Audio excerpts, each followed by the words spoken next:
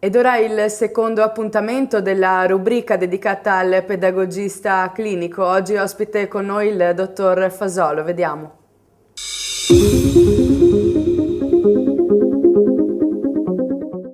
Buonasera a tutti, eccoci al secondo appuntamento con l'approfondimento sulla professione del pedagogista clinico. Quest'oggi abbiamo con noi ospite il dottor Manuel Fasolo per affrontare un po' quelle che sono le problematiche a cui va incontro una coppia in seguito alla nascita del proprio figlio. Allora iniziamo subito con l'illustrare queste difficoltà. Certo, allora accoglierei il suo invito partendo subito da evidenziare come comunemente la nascita di un figlio, al di là che sia un fatto meraviglioso, sia intriso esclusivamente di sentimenti positivi. Tutto è meraviglioso, tutto è splendido.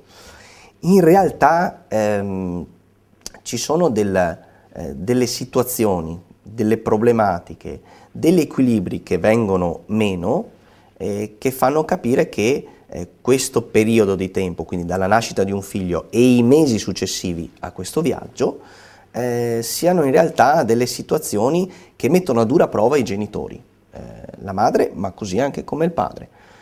Proviamo a pensare ai diversi ambiti, da quello pratico, le ore di sonno non sono più le stesse, si pensi all'allattamento, ma si pensi anche ai diversi equilibri, quello dal punto di vista psicologico, dal punto di vista emotivo e non per ultimo quello fisico, quindi per sottolineare i mutamenti per esempio del corpo della madre.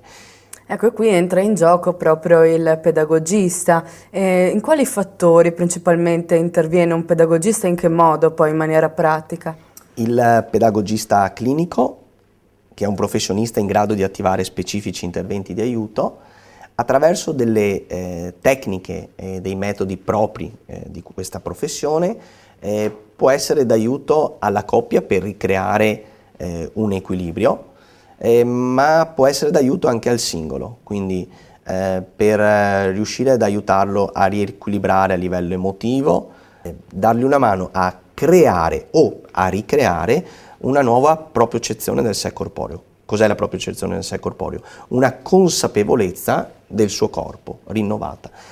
Basti pensare ai mutamenti che nell'ultimo anno, quindi questo corpo che è lievitato per accogliere questa nuova vita, improvvisamente diventa un sacco svuotato dove questa persona, questa mamma, questa donna deve cercare di riassorbire non solo fisicamente ma anche emotivamente.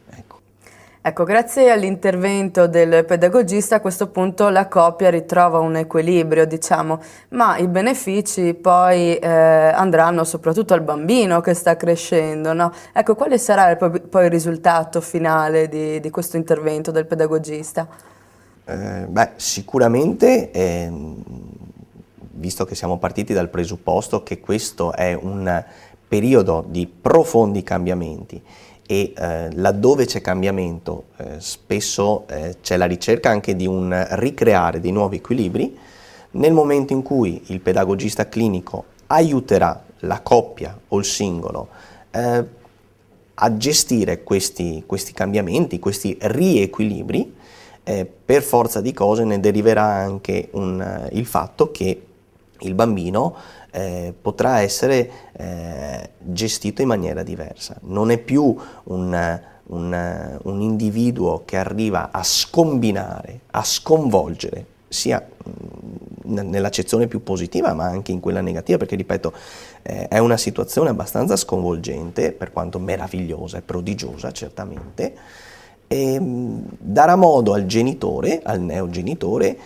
di riuscire a rispondere non solo nella maniera più adeguata possibile alla crescita, allo sviluppo, alle esigenze del bambino, ma anche inizierà molto probabilmente a vivere questo meraviglioso evento come laddove si sono ricreati dei nuovi equilibri e laddove è stato gestito il cambiamento in maniera veramente positiva, e così com'è, come un evento, ripeto, meraviglioso e prodigioso. Ecco.